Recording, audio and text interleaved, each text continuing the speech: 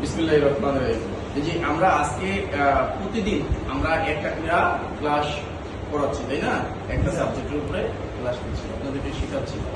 এইটা মনে রাখার জন্য আমরা এক এক দিন আমি ক্লাসটা নেওয়ার পরে আমি আপনাদেরকে পড়ানোর পরে এক একজনকে আমি শিক্ষক হিসাবে নির্বাচিত করব, ঠিক আছে?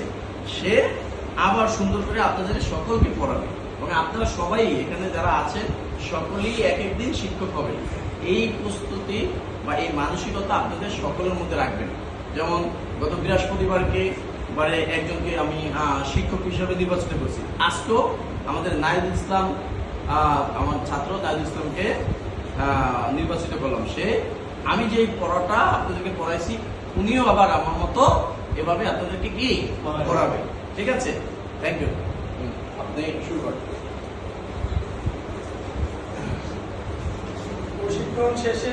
প্রশিক্ষণ শেষে আত্মকর্মসংস্থান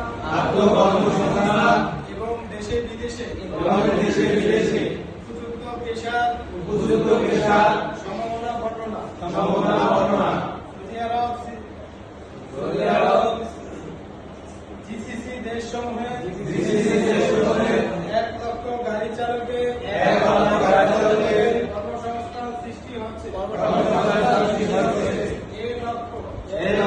দেশে বিদেশে শিক্ষিত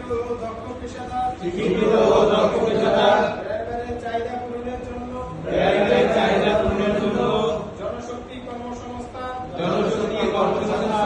ও প্রশিক্ষণ ব্যুরো অধীনস্থ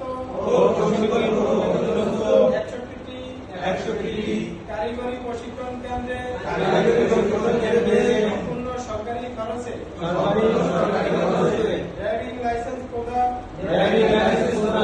ইংরেজি ও আরবি ভাষায় প্রশিক্ষণ সহ 4 মাস মেয়াদী motor driving with basic maintenance প্রশিক্ষণ কোর্স শুরু করেছে। দেশেও এই পেশার বিস্তৃতি দিন দিন বাড়ছে। দেশে দক্ষ ও বৈধ পেশাদার চালকের অনেক অভাব। কাজে গাড়ি চালানোর দক্ষ হলে এবং বৈধ লাইসেন্স থাকলে বাংলাদেশে এই কাজের সুযোগ অনেক। সরকারি বিভিন্ন অফিস আদালত প্রতিষ্ঠান, স্বায়ত্তশাসিত প্রতিষ্ঠান, পুলিশ, ফায়ার সার্ভিস, আনসার সহ অন্যান্য বাহিনী, সামরিক বাহিনী, বেসরকারি সংস্থা, বাণিজ্যিক সংস্থা ও প্রাইভেট অফিস, শিল্প কারখানা, বিশ্ববিদ্যালয়, স্কুল কলেজ সকল স্থানে চালকের প্রয়োজন। এসব স্থানে চালকেরা অনেক সময় গাড়ি যান মালামাল বহনের কাজ করে।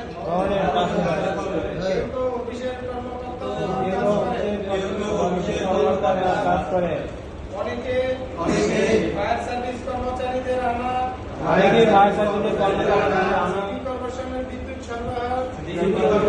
বিদ্যুৎ সরবরাহ বিশেষ সেবাদানের কাজে নিয়োজিত থাকে।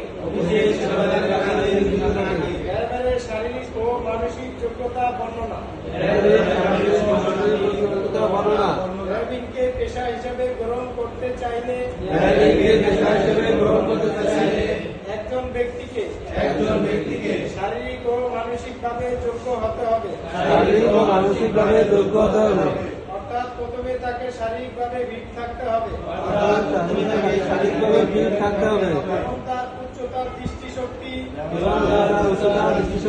স্বাভাবিক হতে হবে।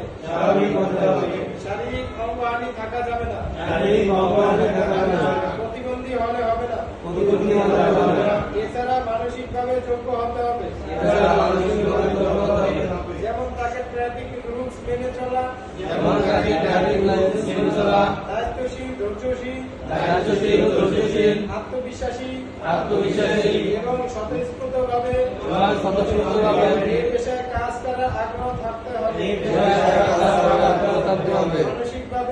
মানসিকভাবে বিপর্যস্ত বা মানসিক ভারসাম্যহীনতা থাকা যাবে না। ধন্যবাদ। তাহলে আজকে যে শিক্ষক তাকে ধন্যবাদ, অনেক সুন্দর করে আমাদেরকে পড়াইলেন। আমরা নিয়মিত প্রতিদিন এরকম করে যাব। সকলকে ধন্যবাদ। আসসালামু আলাইকুম।